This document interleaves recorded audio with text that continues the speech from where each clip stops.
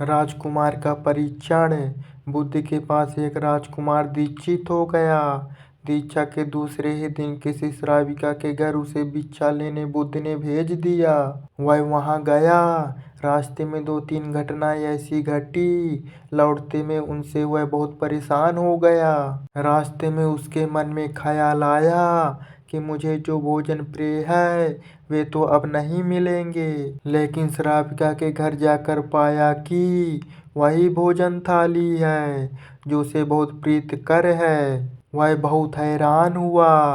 फिर सोचा संयोग होगा, जो मुझे पसंद है वही आज बना होगा। वह भोजन करता है, तभी उसे ख्याल आया कि रोज तो भोजन के बाद में विश्राम करता था 2 घड़ी। आज तो फिर धूप में वापस लौटना है। लेकिन तभी उस श्राविका ने कहा कि भिक्षु, बड़ी अनुकंपा होगी अगर भोजन के बाद 2 घड़ी विश्राम करो। बहुत हैरान हुआ।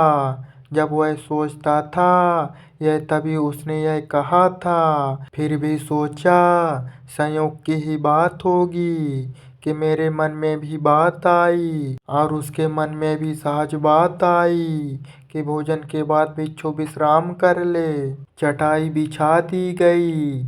वह लेट गया। लेटते ही उसे ख्याल आया कि आज ना तो अपना कोई साया है, ना कोई छप्पर है, ना अपना कोई बिछौना है।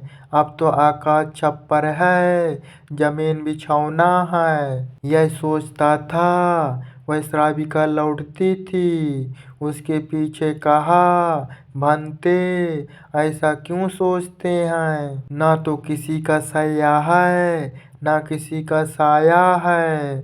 अब संयोग मानना कठिन था। अब तो बात स्पष्ट थी। वह उठकर बैठ गया और उसने कहा कि मैं बड़ी हैरानी में हूँ। क्या मेरे विचार तुम तक पहुँच जाते हैं? क्या मेरा अंतःकरण तुम पढ़ लेती हो? उस श्राविका ने कहा, निश्चित ही। पहले तो सबसे पहले स्वयं के विचारों का निरीक्षण शुरू किया था। अब तो हालत उल्टी हो गई। स्वयं के विचार तो निरीक्षण करते करते क्षीण हो गए और विलीन हो गए। मन हो गया निर्विचार। अब तो जो निकट होता है उसके विचार भी निरीक्षण में आ जाते हैं। वह भिक्षु घबरा कर खड़ा हो गया और उसने कहा कि मुझे आज्ञा दें, मैं जाऊं।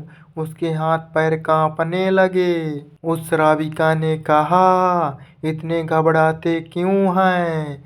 इसमें घबराने की क्या बात है? लेकिन बिच्छू फिर रुका नहीं। वह वापस लौटा। उसने बुद्ध से कहा, क्षमा करें, उस द्वार पर दोबारा भिक्षा मांगने मैं ना जा सकूंगा।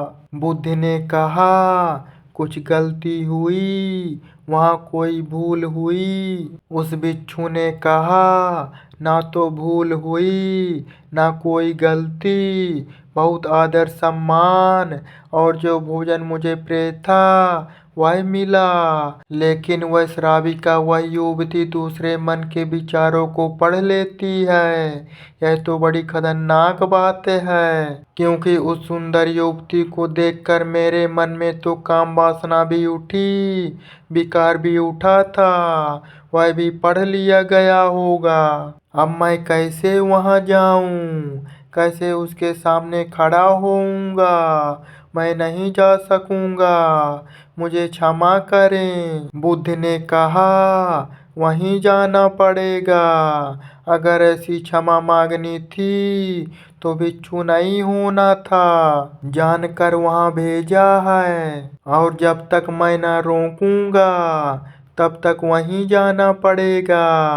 महीने 2 महीने, वर्ष 2 वर्ष, निरंतर यही तुम्हारी साधना होगी। लेकिन होश पूर्वक जाना, भीतर जागे हुए जाना और देखते हुए जाना कि कौन से विचार उठते हैं, कौन सी वासनाएं उठती हैं। और कुछ भी मत करना, लड़ना मत, जागे हुए जाना, देखते हुए जाना, भीतर की क्या उठता है, क्या नहीं उठता। वह दूसरे दिन भी वहीं गया। सोच ले उसकी जगह आप ही जा रहे हैं और वह श्राविका आपका मन पढ़ लेती है और वह बहुत सुंदर है, बहुत आकर्षक है, बहुत सम्मोहक है और वह मन पढ़ लेती है आपका। हाँ, मन ना पढ़ती होती, यह आपको पता ना होता तो फिर मन में आप कुछ भी करते। आज क्या करेंगे? आज आप ही जा रहे हैं उसकी जगह भिक्षा मांगने। रास्ते पर आप हैं। वह बिच्छू बहुत खतरे में है, अपने मन को देख रहा है, जागा हुआ है। आज पहली दफा जिंदगी में वह जागा हुआ चल रहा है सड़क पर। जैसे जैसे उस श्राविका का घर करीब आने लगा, उसका होश बढ़ने लगा। भीतर जैसे एक दिया जलने लगा और चीजें साफ दिखाई पड़ने लगी और विचार घूमते हुए मालूम होने लगे। जैसे उसकी सीढ़ियाँ चढ़ा, एक सन्नाटा छा गया भीतर। होश परिपूर्ण जग गया। अपना पैर भी उठाता है तो उसे मालूम पड़ रहा है, सांस भी आती जाती है तो उसके बोध में है। जरा सा भी कंपन विचार का भीतर होता है, लहर उठती है कोई वासना की, वह उसको दिखाई पड़ रही है। वह घर के भीतर प्रविष्ट हुआ, मन में और भी गहरा शांत हो गया। वह बिल्कुल जागा हुआ है, जैसे किसी घर में दिया जल रहा हो और एक एक चीज कोना कोना प्रकाशित हो रहा हो। वह भोजन को बैठा, उसने भोजन किया, वह उठा, वह वापस लौटा, वह उस दिन नाचता हुआ वापस लौटा, बुद्ध के चरणों में गिर पड़ा और उसने कहा, अद्भुत हुई बात। जैसे जैसे मैं उसके निकट पहुंचा और जैसे जैसे मैं जागा हुआ हो गया, वैसे वैसे मैंने पाया कि विचार तो विलीन हो गए, कामनाएं तो क्षीण हो गई और मैं जब उसके घर में गया तो मेरे भीतर पूर्ण सन्नाटा था। वहाँ कोई विचार नहीं था, कोई वासना नहीं थी, वहाँ कुछ भी नहीं था। मन बिल्कुल शांत और निर्मल दर्पण की भांति था। बुद्ध ने कहा,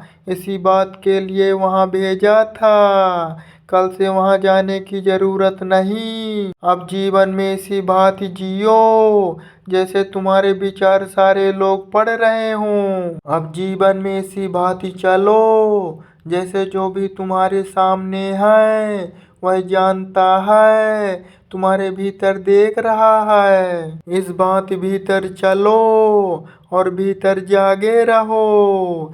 जैसे जैसे जागरण बढ़ेगा वैसे वैसे विचार वासनाएं क्षीण होती चली जाएगी। जिस दिन जागरण पूर्ण होगा उस दिन तुम्हारे जीवन में कोई कालिमा, कोई कलुष रह जाने वाला नहीं है। उस दिन एक आत्म क्रांति हो जाती है। इस स्थिति के जागने को, इस चैतन्य के जागने को मैं कह रहा हूँ विवेक का जागरण।